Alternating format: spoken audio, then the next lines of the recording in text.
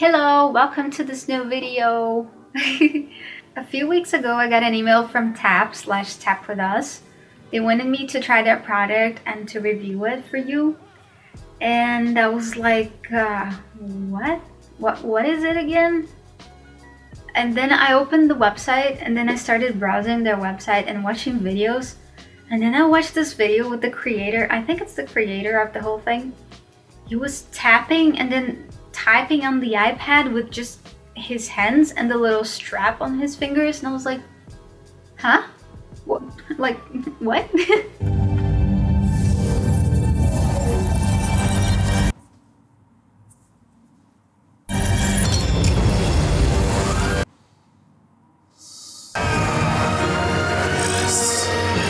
Well, I have to film a video and make a review about it, but it'll never be as good as this, so why even try? So I got my tap strap and I thought I could show you how I'm using it and how I use Procreate at the same time. I know it's not really gonna be how I use Procreate video because I'm using something else, but I promise you this thing, it blew my mind. Like seriously, it's just like, it feels like I'm in a sci-fi movie, like a futuristic stuff. The way I'm using it with Procreate, it's so handy. Well, literally. The way I could put it simply, it's a wearable keyboard and mouse that works with air gestures and tapping. He recommends starting on a simple surface like a table, and then you can actually get used to it and then you tap on anything. But to be honest, I kind of skipped over the whole table thing and I started already tapping on myself. That sounds weird. I just leave my hand on my lap and it's so comfortable because it's like resting all the time, and then I can just tap. And of course I have to tell you that nothing is perfect and nothing we ever created is perfect because there is no perfection, right? And sometimes it just doesn't read the tapping properly, but I believe this would happen on anything, especially like I know that it already happens with the Apple Pencil, so I wasn't expecting it to be perfect.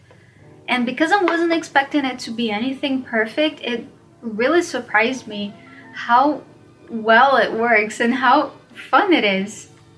It was a little bit confusing in the beginning, I'm not gonna lie, because I thought I was going to be able to assign all the shortcuts that I wanted into the tapping, but apparently there are people who had made presets for Procreate and then you just download that preset and then you use it. I'm sure there must be a way, well, if those people created the presets, then I'm sure that must be a way to create your own, but it was not that easy. So that thing got me a little bit confused in the beginning, but that was it. Like once you actually download the preset, then all you have to do is know what tap does what, like what translates to what on Procreate, and then you're done.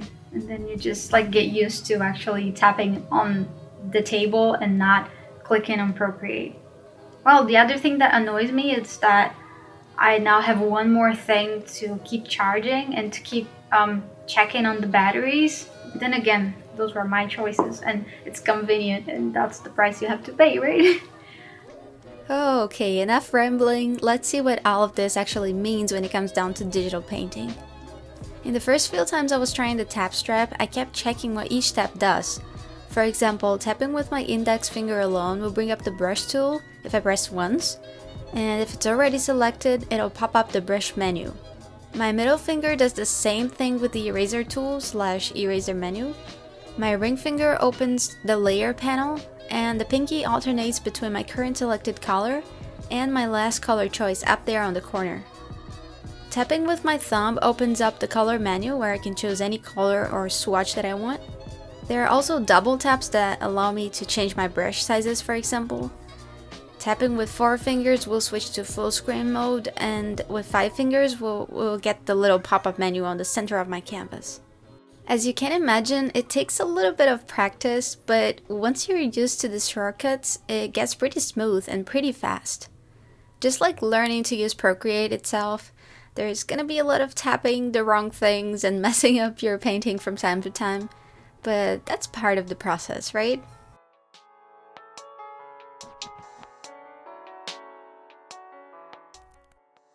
I am painting a Draw This in Your Style challenge piece from by Amy. I'll link her in the description down below. I'm adapting everything in her illustration to my style, including changing her color choices into the ones I like to use the most. I keep some paint chips on my desk to help me out whenever I'm having a little trouble picking my color palette, and it helps me because it gives me some sort of constraint of what I can choose from instead of being lost by the possibilities of a whole color wheel.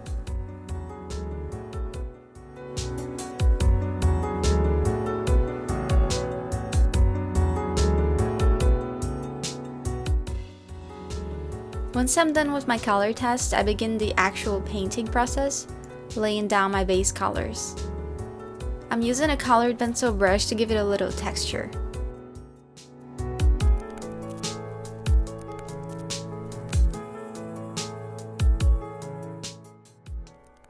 I really enjoy illustrations with no outlines, but lately I've been feeling like it limits my color choices a little bit too much. I say that because I cannot pick any color I want for my illustrations. They always have to contrast each other enough to not clash with the other ones on the sides. And I have to plan a lot if I want to use very, very pale colors to make sure that they're not gonna get lost and that they're gonna have a nice relationship with the neighbors.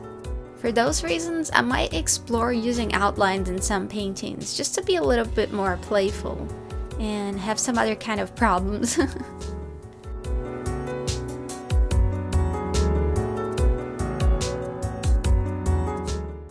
I find this so interesting. Deep down, we know that finding a style is kind of a hedonic treadmill, but we still believe that we're gonna find the perfect style with everything that we always loved meshed up together, and every illustration from that moment on would be smooth and simple. But in reality, it just comes with some other set of problems. I remember when I was so happy because I had found a nice way of coloring without lines, and it was like this joy of, wow, that's it, I'm here, I found my style of painting, yay! And now 3 years later, I'm here, bored, and wanting to try something else.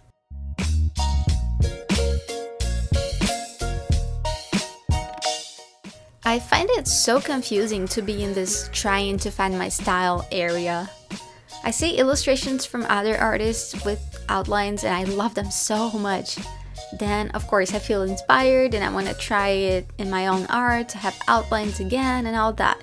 Then I try it and remember why I don't like it that much, and that the process just isn't that enjoyable to me.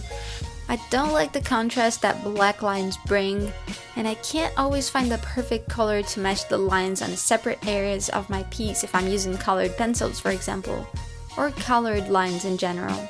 Either it's too dark or too light, or the saturation is not there in a good place. So I'm left with the whole thought of there are things that I enjoy seeing at other people's art, but not exactly doing on my own illustrations. But what if that's happening because I just haven't tried enough supplies or enough combinations to find the right one that fits? So confusing and so interesting. That's why making art is a process and a journey, and so many people advise to just fall in love with this side of exploring and having fun with it. Because in the end, we're gonna get used to whatever we keep doing for a long time, and we're just gonna try to find something else and explore the things that interest us and the things that we like.